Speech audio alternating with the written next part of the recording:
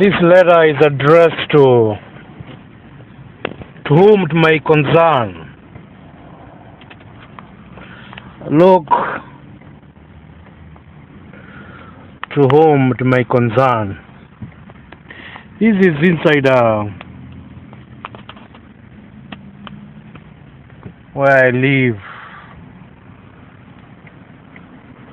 Today is May 7th,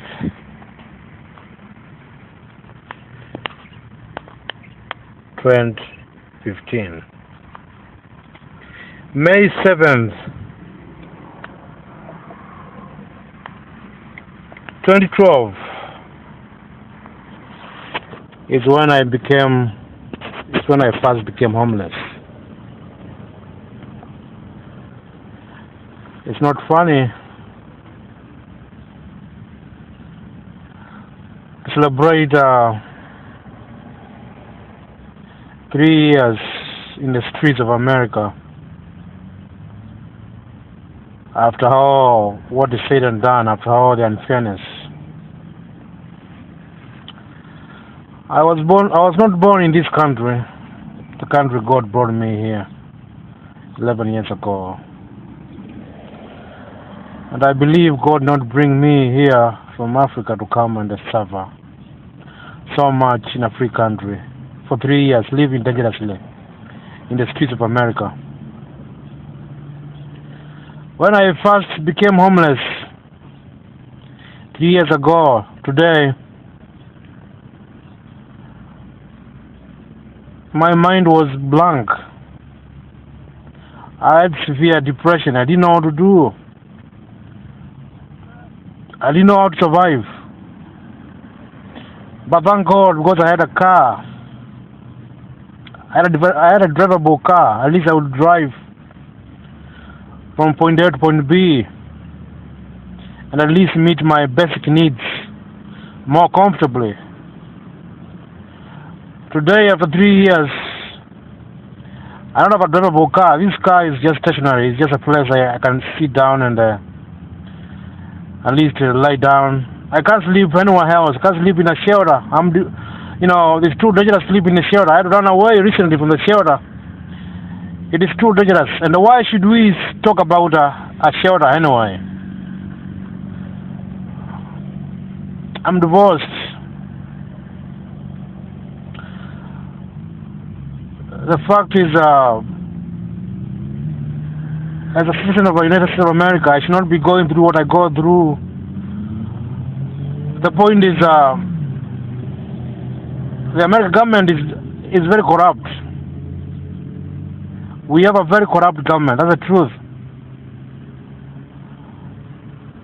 With all fairness and respect and honor to the country you love, the country you call home, this government is very corrupt. Very, very corrupt. It is so much punishing, so much discriminative, so much isolative.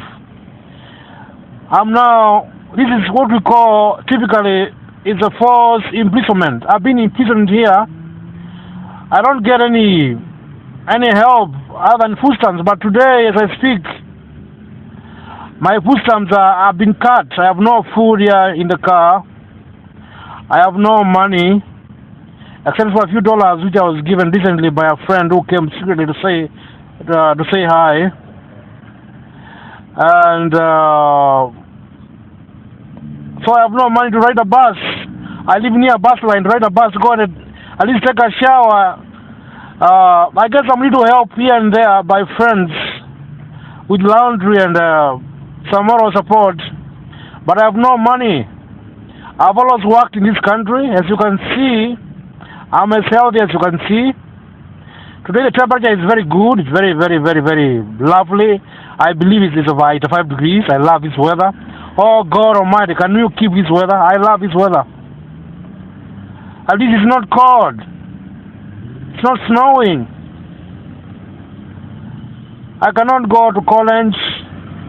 It's not because I can't read and write. Because of discrimination, I cannot work. It's not because I can't work, but because of discrimination. The American government doesn't want me to work. Doesn't want me to go to college. I cannot take care of myself. I can't meet my basic needs. I cannot afford nothing. I cannot take care of my children. I cannot even call and talk to them. That's the way the system is. That's how the system is. That's why I'm talking about corruption in the government. And it is true. The American police, Columbus police, they treat me like a suspect, like a criminal, more or less like a terrorist. Today, just like it reminds me of 3 years ago, I saw over police cars here, moving around, and I'm not happy when I see police cars moving around here, and it is not funny for a government, for a city. Terrorize. I'm a good citizen in the United States of America. I love this country. I'm a law-abiding citizen. I'm a Christian. I live by faith, as you can see. I thank God because of my faith. It has taken the grace of God, those who are Christians, for me to be alive today. If it was not of the grace of God, I would have died a long time ago because of stress and torture, police torture and discrimination and isolation. I've been isolated from society. It's very uncomfortable even for me to go and assemble with other people of faith, Christians, where I belong. I receive rejection even from the church of the streets of America. It's very dangerous. American government has made me poor and useless, like somebody who has never gone to college, and has grouped me with people who have got no hope in life, and they want me to live like that. And it is not fair. It is a case of civil rights, human rights. It's a case of gross human negligence, law negligence, and it's a very evil case of prejudice and condemnation. And be condemned into utter desperation and utter nothing. I can't do nothing even serving God. It's very hard even to serve God in a country which believes in a Christian faith. I'm addressing this letter I call it a letter because it's a talk. I'm not this letter to whom it may concern, whoever out there may be caring can make a difference in my life. It's not fair for somebody to go through such kind of torture in a free country, in a free world. Somebody who is not a criminal, somebody who is a good citizen, somebody who is healthy enough, mentally, physically, and spiritually, to do what God has called them to do. I can't do nothing in a free country because of personalization, because of discrimination by the government. I wonder what kind of evil is this in a country, in a nation, in a state which talks about God. What kind of country is this? We have civil rights. We have the American Constitution, which protects everybody. Here in this country, we have the Constitution, which protects everybody. Why is it that I get so much? I've been so much tortured for the last 3 years, and nothing has happened in my life. And my life is even worse. I've been cut off. I cannot even browse in the internet. I can't go to the library. At least 3 years ago, I was able to go to the library. I can't go to the library. I'm being stopped from going to the library. I cannot browse even my personal computers. They have been corrupted. I cannot access internet anywhere. Free Wi-Fi. Where I go to the restaurants, my internet has been messed up. Tell me what kind of life is this? You cannot communicate online. You have a government sponsored phone, which is you are monitored where you call. You cannot go anywhere. You can't even afford a bus ticket. You cannot ride. You cannot drive. You have a license. You cannot go to college. You don't have money. You cannot work. What kind of life is this? This is evil. This is not America. This is worse than torture. In North Germany, it's even worse than slavery.